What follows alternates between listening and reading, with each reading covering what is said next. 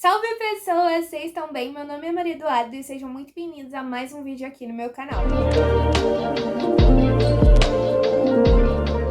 Bom, gente, no vídeo de hoje eu trouxe mais um vídeo para o nosso quadro Lidando com Borderline. Dessa vez nós vamos falar sobre como lidar realmente com sintomas na prática. Se você caiu nesse vídeo de paraquedas, eu não sou psicóloga, eu sou apenas uma pessoa que também é diagnosticada com Borderline e que decidiu tentar amenizar um pouco esse assunto e tratar dele de maneira um pouco mais leve. Aproveitando que eu falei sobre psicóloga, vou reforçar a importância de não se autodiagnosticar com tudo que você vê na internet e sim procurar um profissional. Mas enfim, vamos focar no vídeo que a gente já falou demais.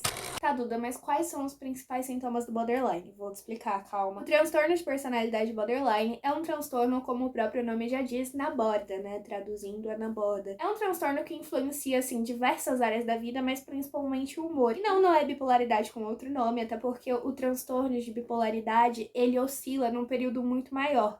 O borderline não é em questão de meses, anos, enfim, é sim em questão de segundos, minutos, enfim, ele pode mudar de humor. Então, sobre os sintomas, o borderline tem oscilações de humor repentinas, né, com ou não influência, né, de gatilhos, enfim. Medo constante de abandono, impulsividade, que é praticamente a definição de ser borderline, crise de raiva ou tristeza profunda, que inclusive pode ser confundida ali com a depressão, e também a sensação de vazio. Esses são praticamente os principais sintomas, tem outros também, mas os principais e que mais estão presentes no dia a dia são esses. É importante ressaltar para as pessoas diagnosticadas e também para quem convive com elas que mesmo tendo o diagnóstico e mesmo fazendo o tratamento certinho, o acompanhamento com psicólogo e psiquiatra, enfim, os sintomas eles vão continuar ali. A diferença é que com o tratamento eles tendem a diminuir, pelo menos assim, a sua frequência e influência na vida da pessoa. E justamente por os sintomas continuarem que eu decidi gravar esse vídeo, porque as pessoas precisam aprender a como lidar e conviver com esses sintomas. Em primeiro lugar, você precisa aceitar. Não tem jeito, não tem escolha, você precisa aceitar. Você foi diagnosticado, você sabe da influência desses sintomas na sua vida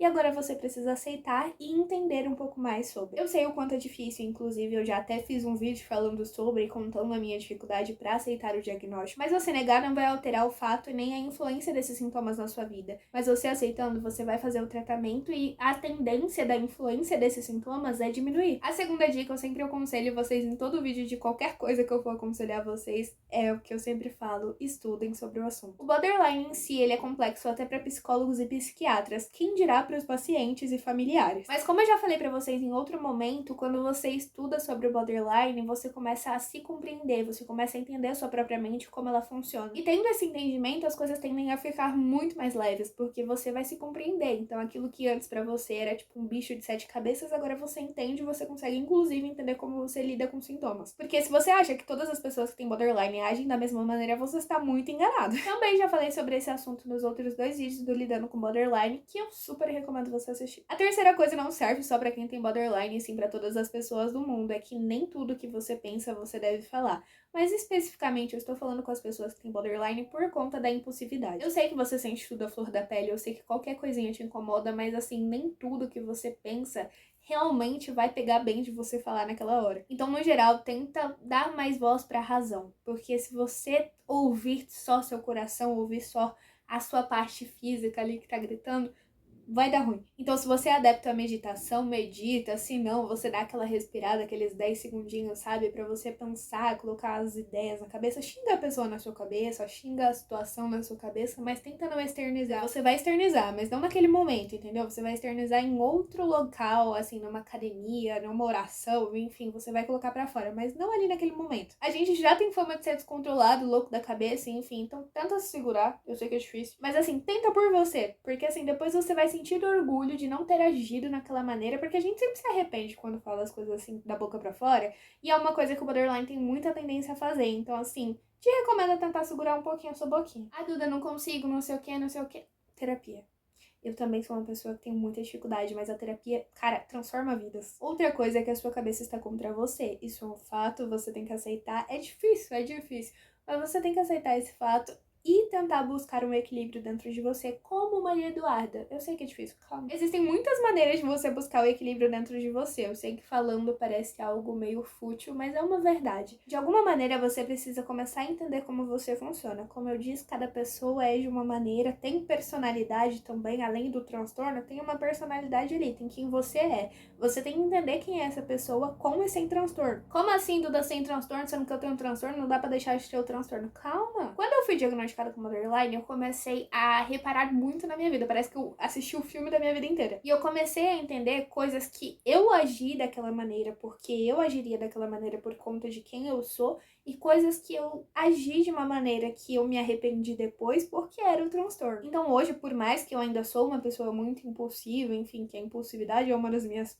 maiores qualidades ou defeitos, enfim, mas eu consigo analisar muito mais essa situação. Agora que é nítido que eu tô sentindo uma coisa muito além do que era pra eu estar sentindo e que eu sei que é o borderline, coisa que anos atrás eu não sabia, então eu agia daquela maneira e achava que eu que tava agindo. Você entendeu que tá tudo um pouco interligado, porque quando você começa a estudar sobre o transtorno, você entende seus sintomas, você entende como sua mente funciona e assim você consegue buscar seu equilíbrio. Outro ponto importante, essa parte vai pra quem tem o mesmo tipo de borderline que eu, que é aquele tipo de pessoa que é implosiva, ou seja, você não estoura com as pessoas, você estoura consigo mesmo. E aí entra o que eu falei, você não pode explodir com as outras pessoas, mas você também não pode explodir com você. A comunicação, ela é essencial, não só pro borderline, mas para tudo que você tiver de relação na sua vida, de qualquer coisa, você precisa se comunicar, gente.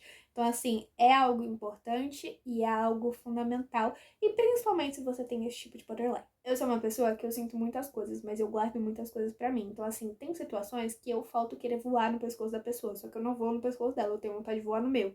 E aí é um problema. E aí que vem as crises, ou seja, eu não posso fazer isso, eu preciso me comunicar. Eu sei que geralmente você faz isso com medo das pessoas saírem da sua vida, mas assim, você precisa se comunicar, porque a pessoa não tem uma bola de cristal.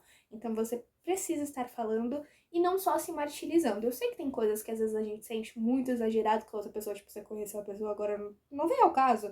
Mas enfim, você precisa se comunicar. Às vezes você não precisa falar com aquela pessoa, mas fale com alguém de confiança, que inclusive é um dos tópicos daqui a pouco. Mas principalmente se você, sei lá, você tem uma relação ali, sei lá, você namora ou você é mãe, tio, enfim, de alguém que tá ali no seu convívio, você precisa comunicar aquilo que tá te incomodando.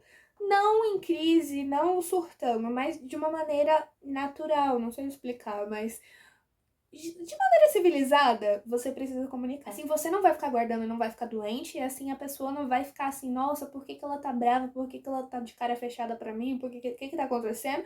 Ninguém vai ficar perdido nessa história. Já vou pra próxima dica, que é a importância de você ter alguém de confiança. Até mesmo nessas situações que às vezes você não pode se organizar pra aquela pessoa, por algum motivo que seja, tem alguém de confiança, não é sua psicóloga, não é sua terapeuta, é uma pessoa além. Uma amiga, um amigo, um irmão, um primo, sei lá, você precisa de alguém de confiança. Infelizmente, por mais que você queira, você não aguenta o mundo todo sozinho. E se você não quer explodir com Deus e o mundo, eu recomendo muito desabafar com essa pessoa de confiança. Às vezes você tá sentindo muito, você quer externizar aquilo de alguma maneira, mas ainda não se sente pronto pra falar pra outra pessoa, fala com essa pessoa de confiança. E você vai ver que pelo menos naquele momento você vai se sentir um pouco melhor. Eu, por exemplo, sou uma pessoa com sérios problemas de confiança, sou aquele tipo de pessoa que prefere morrer do que pedir ajuda. Então, assim, eu entendo suas dificuldades, mas você precisa ter alguém ali quando o calo apertar, sabe? Nem sempre pra todo dia você tá falando com a pessoa, até porque aí você é uma pessoa chata. Mas, assim, de vez em quando é bom você ter alguém pra desabafar e por isso precisa ser alguém de confiança. Agora eu vou aproveitar e reforçar o porquê que eu estou frisando a palavra confiança, porque você precisa evitar se colocar em situações, em locais e